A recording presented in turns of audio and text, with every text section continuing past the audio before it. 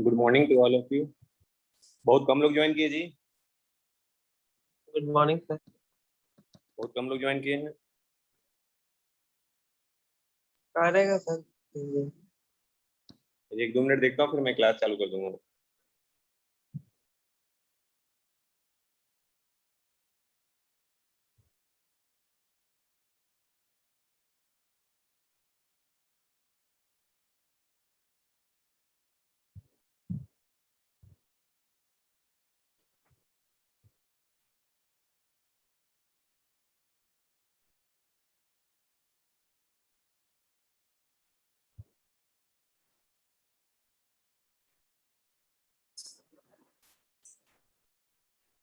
आप लोग अटेंडेंस के लिए नेम और रोल नंबर पोस्ट कर दीजिए मैसेज बॉक्स में, चैट बॉक्स में।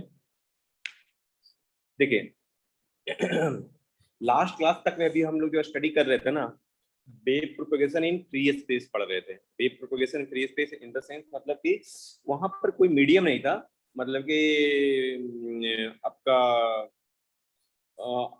इसी तरह वेब प्रोपेगेशन हो रहा था। For the example TV communication के लिए जो यूज हो रहा है, that is the free space का में वेब प्रोपेगेशन हो रहा है। वहां पर जो इलेक्ट्रोमैग्नेटिक एनर्जी और जो भी है, जो ट्रांसमिशन हो रहा है सोर्स से disconnection, that is the free space का यूज हो रहा है। आपको लाइट बोल सकते हैं और कुछ मतलब कि सैटेलाइट कम्युनिकेशन जो भी है वो आपको फ्री स्पेस के लिए ट्रांसमिशन हो रहा है। लेकिन आपको जब इस जो हम लोग को जो ट्रांसमिशन है, मतलब कि जो भी एनर्जी इलेक्ट्रोमैग्नेटिक वेव एनर्जी हम लोग जो ट्रांसमिशन करते हैं, थ्री टाइप से करते हैं, फ्री स्पेस और एक ट्रांसमिशन लाइन और एक गाइडेड वेव। तो wave guide, use of wave guide, तो वेव गाइड तो बाद में पढ़ना है, अभी हम लोग फ्री स्पेस पढ़ चुके हैं और आज हम लोग ट्रांसमिशन लाइन के बारे में पढ़ेंगे। ठीक है, तो ट्रांसमिशन लाइन में कुछ नहीं, मतलब कि गाइडेड स्ट्रक्चर का होता है। जैसे कि वायर आपका यूज हो रहा है, जैसे बहुत सा वायर जो हो रहा है that is the guided wave, मतलब कि transmission line guided wave use हो रहा है। लेकिन ट्रांसमिशन लाइन में लो फ्रिक्वेंसी के लिए जो ट्रांसमिशन लाइन यूज होता है, पावर डिस्ट्रीब्यूशन में लो फ्रिक्वेंसी पावर डिस्ट्रीब्यूशन के लिए भी ट्रांसमिशन लाइन यूज होता है, और आपको कम्युनिकेशन पर्पज के लिए भी ट्रांसमिशन लाइन यूज होता है। जैसे कि आपका वायर है, टेलीफोन वायर है वगैरह, सब जो यूज कर रहे हैं that is the transmission purpose. तो जब पावर डिस्ट्रीब्यूशन के लिए यूज किया जाता है that is the low frequency पे, और कम्युनिकेशन पर्पज के लिए यूज किया जाता है तो हाई फ्रिक्वेंसी के लिए यूज किया जाता है। जैसे कि आप जिनका घर बाहर में भी होगा, मतलब कि फील्ड वगैरह में देखते होंगे, बहुत बड़ा बड़ा मतलब कि टावर लगा हुआ रहता है, बहुत बड़ा टावर लगा हुआ होता है, और इलेक्ट्रिक वायर जो एक ट्रांसमिटिंग मीडियम है, मान लीजिए कि कोई डीवीसी के पास घर होगा उनका, या डीवीसी के पास जो तिलैया के पास जो डैम है डीवीसी का, वहाँ पावर जनरेशन होता है। जहाँ जहाँ पावर जनरेशन होता है वहाँ पर आप देखे होंगे कि वहाँ से डिस्ट्रीब्यूट किया जाता है सब स्टेशन पर वायर से थ्रू जो भी है पावर। तो वो वायर जो है बहुत हाइट पे, बहुत ऊंचे हाइट पे, और ट्विस्टेड पेयर वायर रहता है, मतलब कि ट्विस्ट किया हुआ रहता है वायर रहता है, और उससे सोर्स से डेस्टिनेशन तक कनेक्ट किया जाता है। तो वो लो फ्रिक्वेंसी में पावर, वही जो वायर आप देख रहे हैं that is the transmission line. तो उसी ट्रांसमिशन के लाइन के बारे में हम लोग को स्टडी करना है। तो जनरली वो पैरेलल हो सकता है, पैरेलल कंडक्टर हो सकता है, और मतलब कि बेसिकली टू और मोर पैरेलल कंडक्टर सर द वो सोर्स। तो हाँ ऑप्टिकल बोलिए। फाइबर कहाँ ऑप्टिकल फाइबर है? जो ऑप्टिकल फाइबर भी ट्रांसमिशन के लिए। ट्रांसमिट ऑप्टिकल फाइबर जो कम्युनिकेशन पर्पज के लिए यूज करता है that is the guided wave, वो भी गाइडेड वेव है। ठीक है, तो गाइडेड मीडियम है लेकिन ट्रांसमिशन लाइन नहीं है, समझ रहे हैं? ट्रांसमिशन लाइन जो ट्विस्टेड पेयर वायर है, वो एक्सियल वायर है, that is the transmission line use हो रहा है। पहले दो जो वायर यूज होता है that is the transmission line. Optical fibre का डिफरेंट फिनोमेना है, वो अदर हम लोग स्टडी करेंगे। ठीक है, जो ऑप्टिकल फाइबर आप लोग का जब स्टडी किया जाएगा ना, तब वो टोटल इंटरनल रिफ्लेक्शन पर वर्क करता है जी, वो दूसरा चीज है। ठीक है, वहां पर डिफरेंट स्टोरी है उसका। तो इलेक्ट्रोमैग्नेटिक फील्ड जो आपको ट्रांसमिशन होता है या अपने पावर जो भी है, तो ट्विस्टेड पेयर, पैरेलल वायर, ये सब यूज किया जाता है। ठीक है, कोएक्सियल वायर, आपका टेलीफोन वायर जो आपको यूज करते हैं, तो दैट इज द मतलब कि ट्रांसमिशन लाइन के पर्पज से यूज होता है। एक मिनट, देखिए जो हम फ्री स्पेस के लिए इलेक्ट्रोमैग्नेटिक वेव का जो इंसिडेंट वेव और ये सब जो स्टडी करवाए थे, पूरा आपको मतलब कि डिराइव किए थे, उतना डिराइव करने का जरूरत नहीं है। इस बार जो हम ट्रांसमिशन लाइन के लिए जो स्टडी करेंगे वो उतना हम डेरिवेशन नहीं करने जा रहे हैं, बस मतलब कि जो फॉर्मूला और बेसिक सब जो है वो बताते हुए आगे बढ़ेंगे। उसमें आपको क्लियर हो जाएगा, उससे आप क्वेश्चन अटेम्प्ट कर सकते हो आराम से।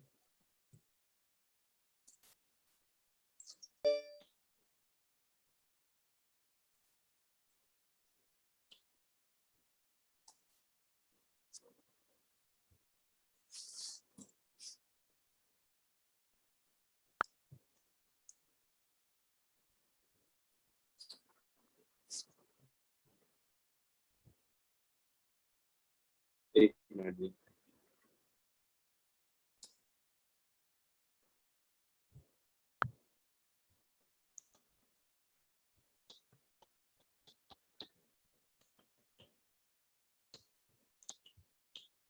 ठीक है, हम लोग का टॉपिक ट्रांसमिशन लाइन, थोड़ा ओवरऑल इंट्रोडक्शन दिए जिसमें कि आपका ट्रांसमिशन लाइन समझ सकते होंगे कि जो मतलब कि गाइडेड स्ट्रक्चर है, जो एक वायर ट्विस्टेड पेयर हो सकता है, पैरेलल वायर हो सकता है,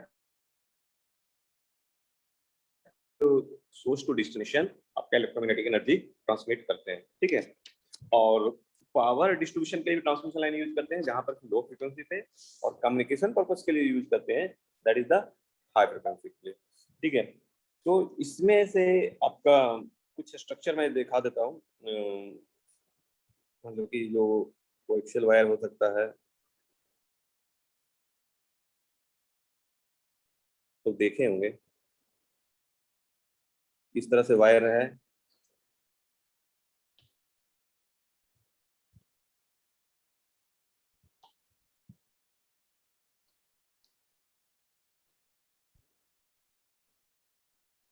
इस तरह से रहता है कोएक्सियल वायर। तो इस तरह का आप लोग देखे होंगे, इस तरह से पैरेलल वायर है, जो पैरेलल वायर आपका इस तरह है। तो ये डिफरेंट डिफरेंट टाइप का स्ट्रक्चर है। लेकिन इसमें जो ट्रांसमिशन लाइन का जो पैरामीटर्स है, इसमें जो ट्रांसमिशन लाइन का पैरामीटर है, इसमें रेसिस्टेंस, इंडक्टेंस, कैपेसिटेंस और कंडक्टेंस है। ठीक है, तो इसमें लेकिन जो क्या है ना, जैसे आर बोल रहे हैं तो रेसिस्टेंस पर यूनिट लेंथ बोल रहे हैं, मतलब कि ये जो लेंथ है ये पूरा पूरा इंटायर लेंथ के लिए नहीं है, मतलब कि पर यूनिट लेंथ, मतलब कि इतना दूर के लिए रेसिस्टेंस का वैल्यू अलग होगा, अगर आप डिस्टेंस बढ़ा रहे हो तो डिस्टेंस का वैल्यू कुछ अलग होगा। कैपेसिटेंस भी वैरी करेगा अकॉर्डिंग टू लेंथ, क्योंकि पूरा इंटायर लेंथ के लिए अकॉर्डिंग टू लेंथ ये वैरी करते जाएगा। ठीक है, तो इसमें जो पैरामीटर्स है उसके बारे में थोड़ा सा बता देते हैं। इसमें जो है डिफरेंट आर पर सॉरी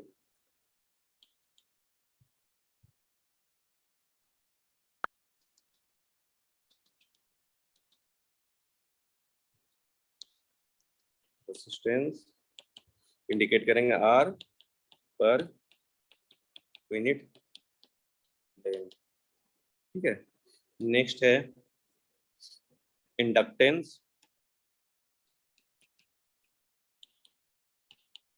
पर यूनिट लेंथ एल जैसे इंडिकेट होता है।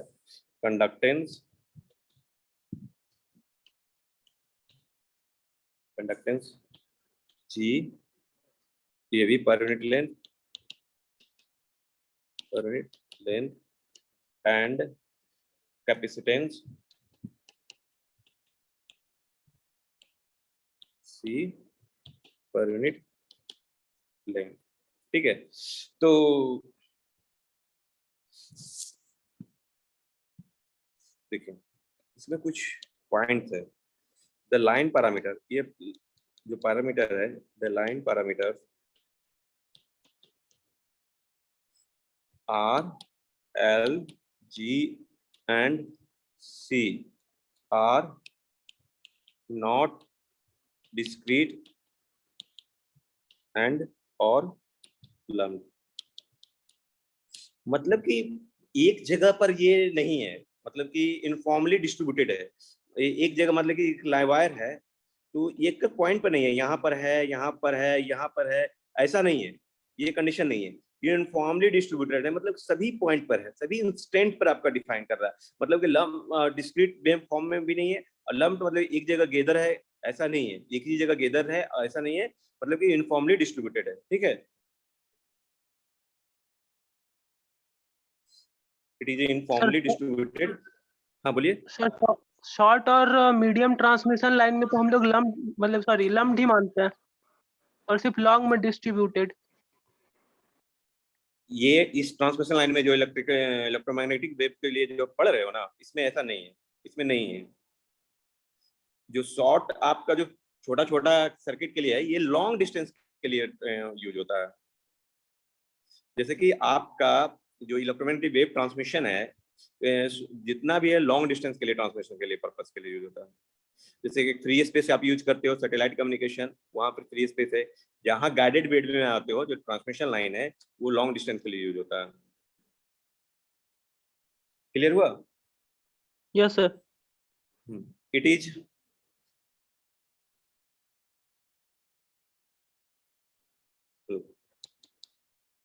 these parameters are uniformly distributed along the entire length of the line। ठीक है, सेकेंड आएगा for each line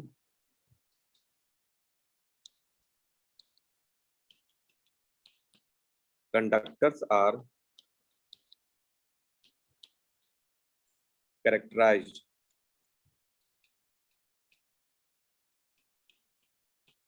by conductivity। देखिए conductivity, permittivity is equal to 0 and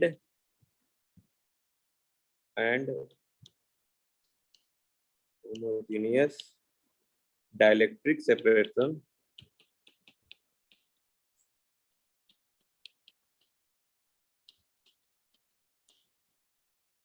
separating the conductors is characterized by rho mu epsilon.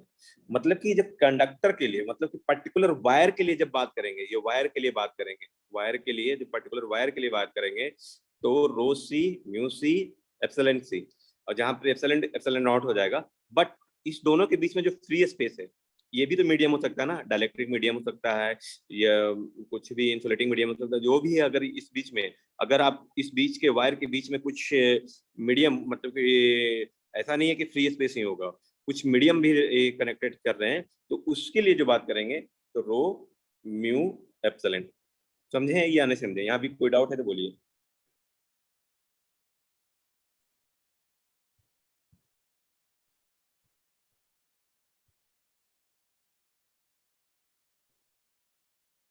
यहाँ तक किन्हीं को doubt है तो बोलिए।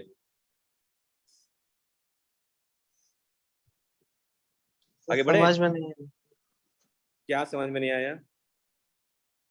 सर क्या देखो नाम दो चीज है, दो चीज है। मतलब कि तुम्हारा जो वायर है पैरेलल वायर रहेगा। जो आप ये देखे हो, टावर देखे हो ना, आपके घर के आसपास बहुत सा बड़ा बड़ा टावर जो वायर पास होता है, वो देखे हो कि नहीं देखे हो? जी सर। तो वायर है, वायर, दो वायर के बीच में भी फ्री स्पेस है। जी सर। तो वायर के लिए जो है कंडक्टिविटी जो यूज हो रहा है रो सी, उसकी परमेबिलिटी म्यू सी, और परमेबिलिटी एप्सिलॉन सी, और उस दोनों के बीच में जो फ्री स्पेस है उसके लिए रो म्यू एप्सिलॉन। अब कोई डाउट है? नहीं सर। अब जो बता रहे हैं कि मान लो कि फ्री स्पेस है तो उसके लिए कुछ कुछ वैल्यू दिया हुआ रहेगा। जहां पर म्यू नॉट और एप्सिलॉन नॉट हो जाएगा। लेकिन दो वायर के बीच में, कहीं पर दो वायर के बीच में एक वुड लगा हुआ है, वुड, वो फ्री स्पेस नहीं है, वुड है। मान लो कि एक वुड है, लकड़ी है, उसके ऊपर में एक वायर है और एक नीचे वायर है, तो इसका जो है कंडक्टिविटी अलग हो जाएगा ना, फिर म्यू भी अलग हो जाएगा और एप्सिलॉन भी अलग हो जाएगा। लेकिन जो वायर है, वायर का अलग सेपरेटली शो कर रहे हैं। यहां समझे कि नहीं समझे अभी तक?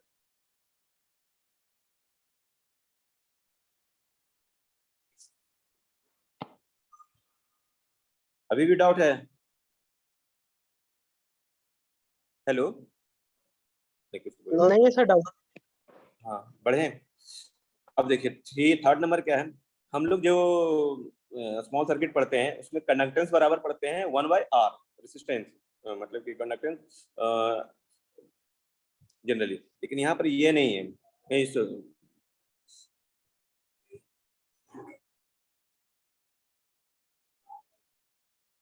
यहाँ पर G = नॉट 1/R होगा, और R is the AC resistance पर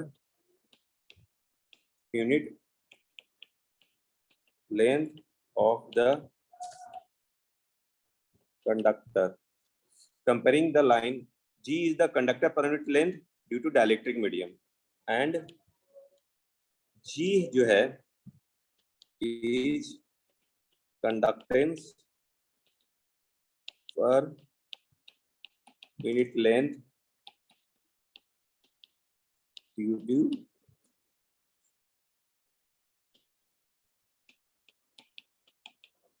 dielectric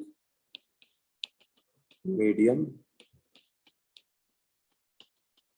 separating the conductor। मतलब कि जो G जो डेवलप कर रहा है, जो जब G डेवलप कर रहा है, दोनों वायर के बीच में जो फ्री स्पेस है और वो डाइलेक्ट्रिक मीडियम है, उसके लिए वो G शो कर रहा है, G डेवलप कर रहा है। ठीक है, उसके बाद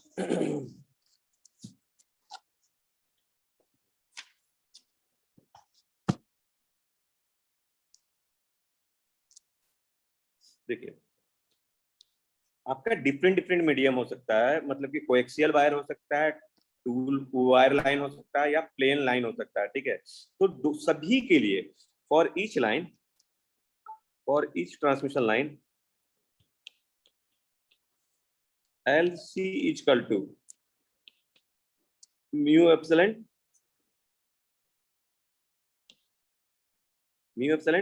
और G/C = ρ/एप्सिलॉन। ये याद रखिएगा, ये होता है। नहीं तो आप मतलब कि जो बुक शेयर किया हूँ, बुक में आप 10.1 टेबल है, तो सारे टेबल में जो रेजिस्टेंस वैल्यू कैसे फाइंड आउट करते हैं कोएक्सियल लाइन में, इंडक्टेंस कैसे फाइंड आउट करते हैं कोएक्सियल लाइन में, और कंडक्टेंस और कैपेसिटर कैसे फाइंड आउट करते हैं कोएक्सियल लाइन में, वो डायरेक्ट फॉर्मूला दिया हुआ है। आप वहां से आप देख सकते हैं, दोनों को मल्टीप्लाई करके या दोनों को डिवाइड करके ये चीज आपका आएगा। ये हमेशा ध्यान में रखना है। ठीक है, यहाँ तक किसी को डाउट? सर वो जो ट्रांसमिशन लाइन में हम लोग हाँ। वो जो उसका वैल्यू रहता है उसको ABCD पैरामीटर से शो करते हैं, इसमें नहीं करते हैं क्या? देखो तुम नेटवर्क थ्योरी और ये सब अभी भूल जाओ, अभी उसको ABCD पैरामीटर से नहीं हो। ABCD पैरामीटर क्या है? Transmission line parameter sir. Transmission line parameter क्यों यूज करते हैं ABCD पैरामीटर? सर उसमें हर चीज आता है, कंडक्टेंस, रेजिस्टेंस और सब कुछ आता है, इसलिए उसको यूज करते हैं। मुश्किल क्यों पढ़ते हो? टू पोर्ट नेटवर्क क्यों पढ़ते हो तुम? क्यों इस तरह के क्यों पढ़ते हो? सर जब हम लोग को वैल्यू अननोन पता नहीं रहता है, इसलिए पढ़ते हैं हम लोग टू पोर्ट नेटवर्क, और वोल्टेज और दो वैल्यू पता रहता है, उससे हर चीज का पैरामीटर निकाल लेते हैं। पैरामीटर निकालने के लिए तुम इनपुट आउटपुट में जो पैरामीटर है कुछ, या स्ट्रक्चर जो है इधर से इधर चेंज करेंगे, सर्किट बनाएंगे, तो उसके लिए पढ़ते हो। यहाँ पर किस लिए पढ़ रहे हो? ये ट्रांसमिशन लाइन किस लिए पढ़ रहे हो बताओ? सर इलेक्ट्रोमैग्नेटिक वेव का प्रोपगेशन वेव के को लिए। ट्रांसमिशन के लिए पढ़ रहे हैं कि एक मीडियम यहाँ से जो हमारा वेव जाएगा, तो इंसिडेंट वेव जाएगा, तो ट्रांसमिटिंग साइड क्या होगा, फिर वो जो रिफ्लेक्ट करके क्या आएगा उसका एनर्जी, उसके लिए हम लोग पढ़ रहे हैं। तो दोनों डिफरेंट चीजें हैं ना जी, हौच पौच क्यों हो रहे हो? वहां पर पैरामीटर जो आप पढ़ रहे थे, मान लो कि दो सर्किट को मिला देंगे, तो ट्रांसमिशन लाइन को मिलाएंगे, तो वहां पर क्या होगा इम्पेडेंस, उसका मतलब कि बनेगा क्या, फिर उस तरह से क्या होगा, वो पर्पस था। जैसे कि आप जैसे कि सीरीज में जब कनेक्ट करोगे तो एक्स नेटवर्क जो है मतलब कि एक्स वाई एक्स पैरामीटर पढ़ते हो, तो सीरीज में कनेक्ट करोगे तो क्या होगा, इस तरह से मेन मेन ऑब्जेक्टिव तो वही है ना, इनपुट आउटपुट वोल्टेज ये चेंज होगा। वहां पर इनपुट आउटपुट वोल्टेज है, यहाँ पर क्या है, इलेक्ट्रोमैग्नेटिक वेव है।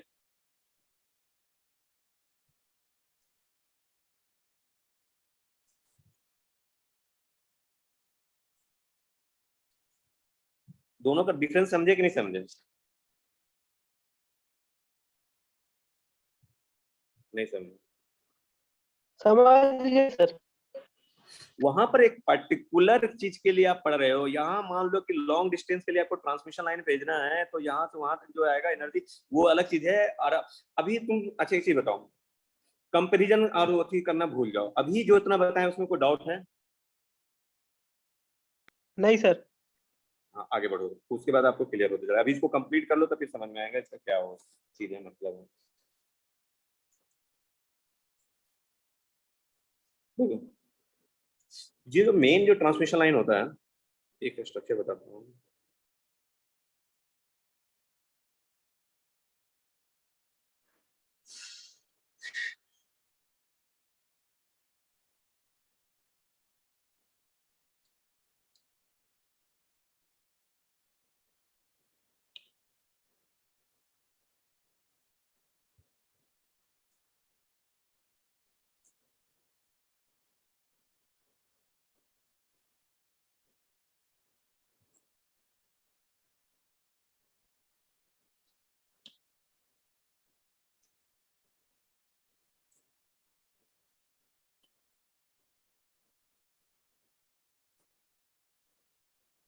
देखिए, आपका जितना बड़ा वायर होगा, यहाँ पर वायर के अंदर इनसाइड वायर मतलब कि रेजिस्टेंस और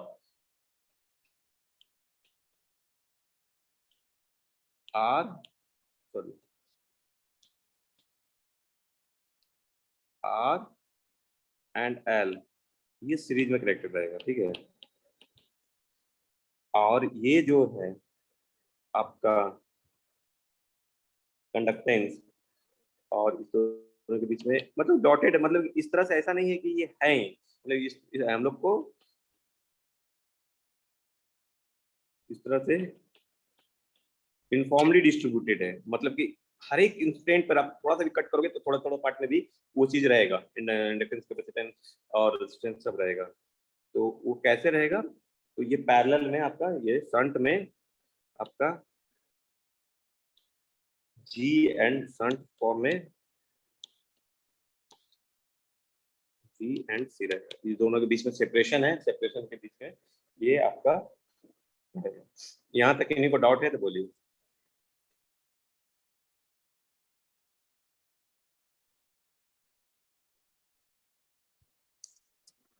देखिए, अब क्या है कि आप जब ट्रांसमिशन लाइन पूरा मतलब कि पढ़ रहे हैं, तो ये जो है पर्टिकुलर लेंथ बाय लेंथ, मतलब कि आपका वेव जो है वो वेरी करते रहेगा। मान लीजिए कि कोई ट्रांसमिशन लाइन जेड एक्सिस में आपका रखा हुआ है, एक जनरेटर साइड है और एक लोड साइड है, मतलब कि इस तरह से आपका है।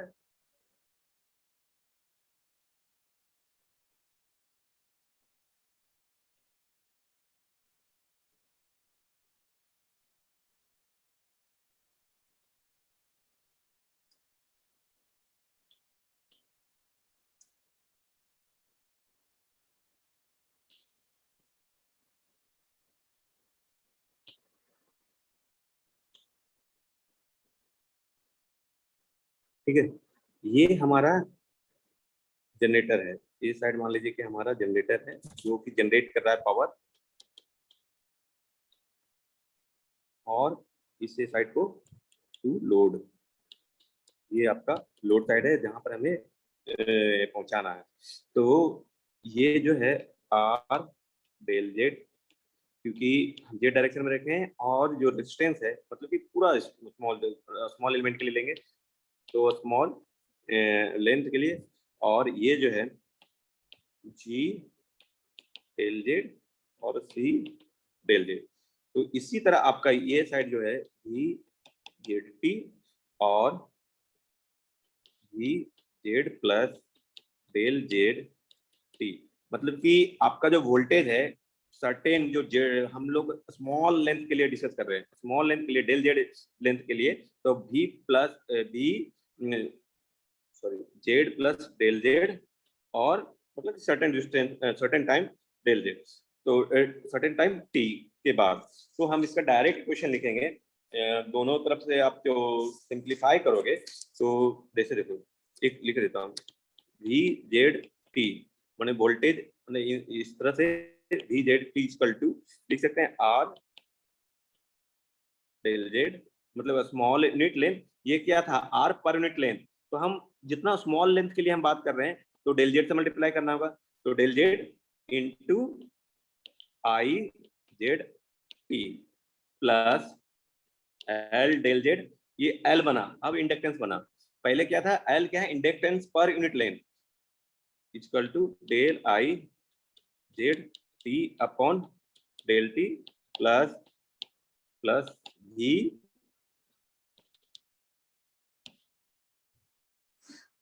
प्लस देखिए ये जो पूरा जेड टी है, ये जो वी जेड टी, ये पूरा कंप्लीट वोल्टेज इस, तो ये जो है तो आर यहाँ से मिला एल एल रेजिस्टेंस के अक्रॉस वोल्टेज, फिर इंडक्टेंस के अक्रॉस वोल्टेज, अब पैरेलल वोल्टेज क्या है, पैरेलल वोल्टेज आपका V Z plus del Z और टी। यहाँ तक इन्हीं को डाउट है तो बोलिए, ये चीज मैथमेटिकली समझने में डाउट है तो बोलिए।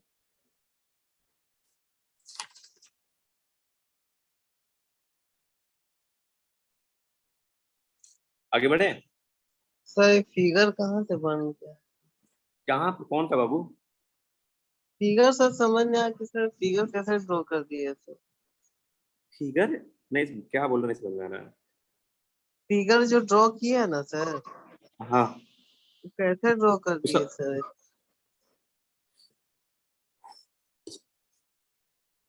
ये ट्रांसमिशन लाइन बताएं, यहाँ पर ट्रांसमिशन लाइन में रेजिस्टेंस और बताएं कि इंडक्टेंस सीरीज में रहेगा और इंडक्टेंस कंडक्टेंस और कैपेसिटेंस से यहाँ पे पैरेलल में रहेगा, शंट के रूप में रहेगा। यहाँ तक समझने में कोई डाउट? नहीं सर। ये होता है, ये दोनों ट्रांसमिशन लाइन के बीच में ये होता है। तो इसी तरह हम स्मॉल लेंथ के लिए बात कर रहे हैं कि डेलजेंट लेंथ के लिए बात कर रहे हैं, ये यूनिफॉर्मली डिस्ट्रीब्यूटेड रहेगा, मान लो कि पूरा रेजिस्टेंस इंडक्टेंस सब चलते रहेगा।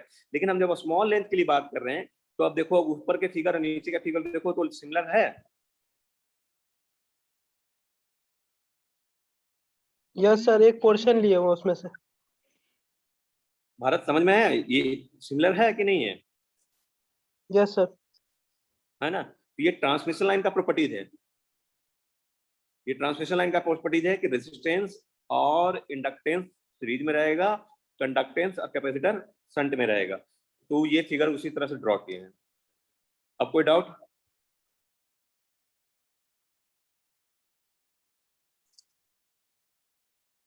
आगे बढ़े।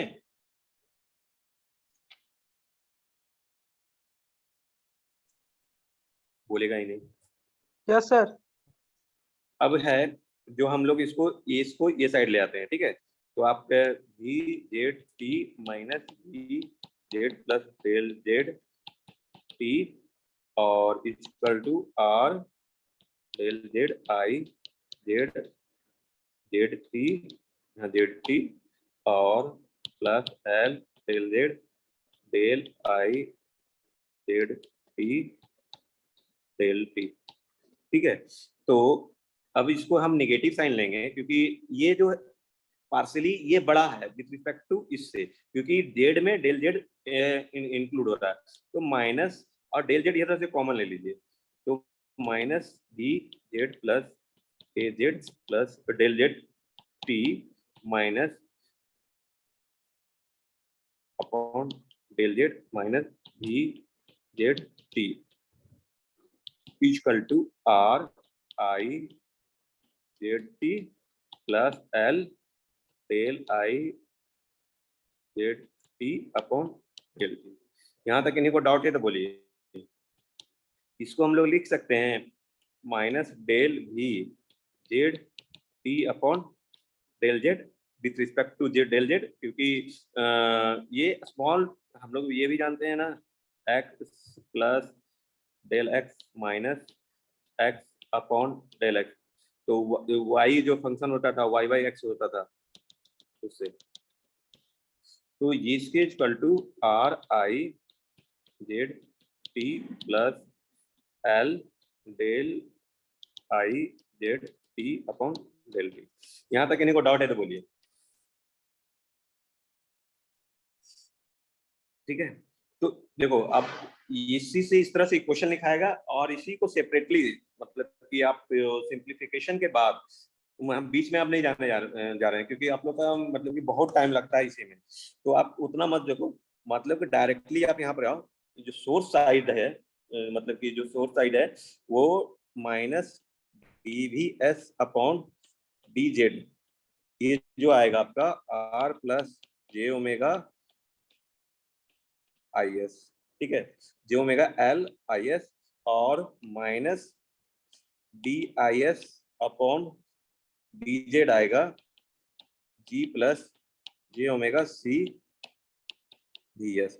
ये क्वेश्चन नंबर 1, क्वेश्चन नंबर 2। ये सब का भी कोई जरूरत नहीं है आप लोग को, मतलब कि ये क्या बोल रहा है, ये जो एग्जाम के पर्पस के लिए उतना जरूरत नहीं है, लेकिन हम थोड़ा सा इसको आप करते जाइएगा तो थोड़ा सा पता चलेगा। और जैसे यहाँ पर है एल प्लस इसको आई, ये हो जाएगा D Z I, S domain में जब ट्रांसफर करोगे तो ये जे ओमेगा आई एस हो जाएगा। तो इस तरह उसी से ये सब फाइनल आया है, आप देख सकते हैं। तो आप यह बुक को फॉलो करोगे तो पता चल जाएगा। अब ये दोनों इक्वेशन को जब सिंप्लीफाई करेंगे तो देखिए वी एस, मान लीजिए कि वी एस इक्वल टू ये आया, ठीक है, वन ये कांस्टेंट टर्म इस साइड आ जाएगा, तो वी एस इक्वल टू ये है, तो ये ऑलरेडी जेड के फॉर्म में ये डिफरेंशिएट हो रहा है, तो फिर करोगे तो del square V S upon del Z square equal to multiplication of R plus J omega L और G plus J omega C V S आएगा। कैसे आएगा आप यहां से करके देख सकते हो।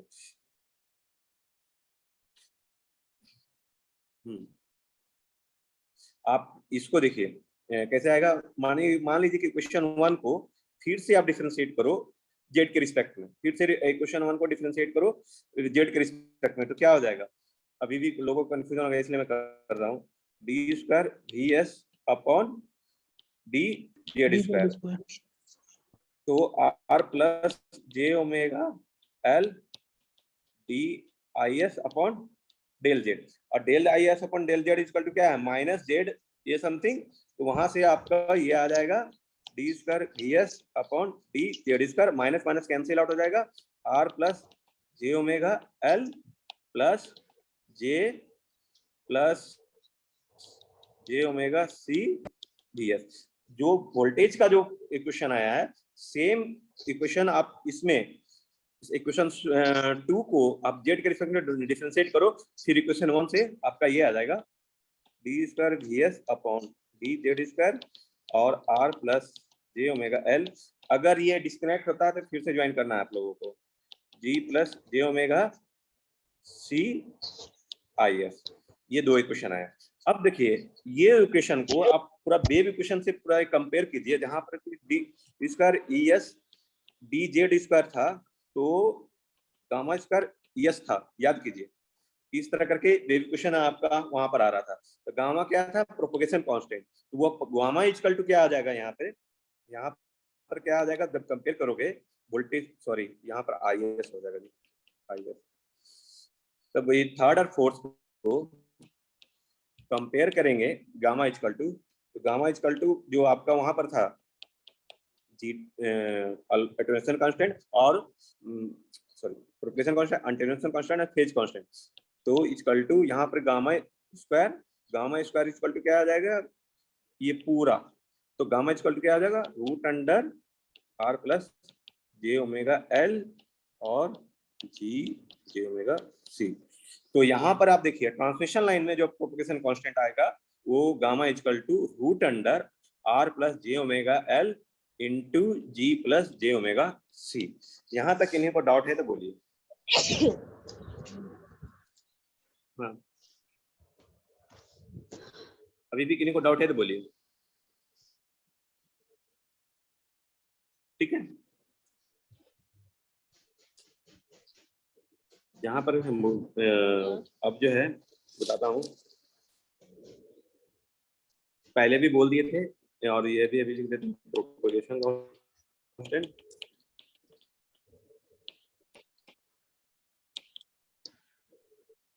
Alpha attenuation constant beta phase constant. ठीक है, तो फेज कांस्टेंट है तो लैम्डा इक्वल टू यहाँ भी 2 पाई बाई बीटा, ठीक है, और uniform velocity omega by beta, जहाँ पर एफ लैम्डा, ये ध्यान रखिएगा।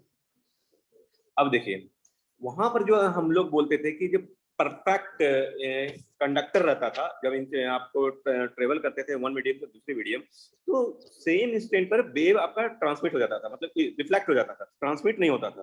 टोटल आपका वेव आपका रिफ्लेक्ट हो जाता था। तो उस दोनों का कंपोजिशन ऑफ वेव को हम लोग बोलते थे स्टैंडिंग वेव, याद कीजिए। तो यहाँ पर भी जो वोल्टेज है, मान लीजिए कि जो गया और फिर टोटल आपका रिफ्लेक्ट हो गया, that is the standing voltage.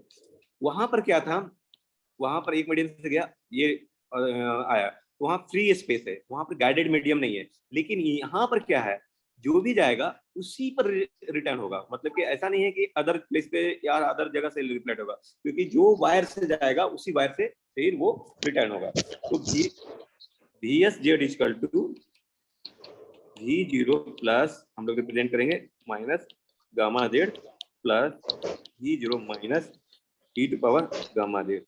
Minus gamma Z मतलब क्या हुआ, ये जो है आपका इंसिडेंट हो रहा है, इंसिडेंट वेव।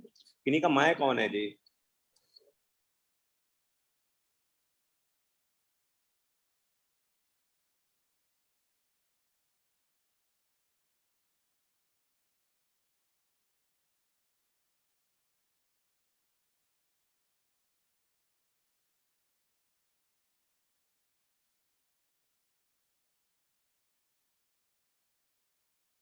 Reflected wave.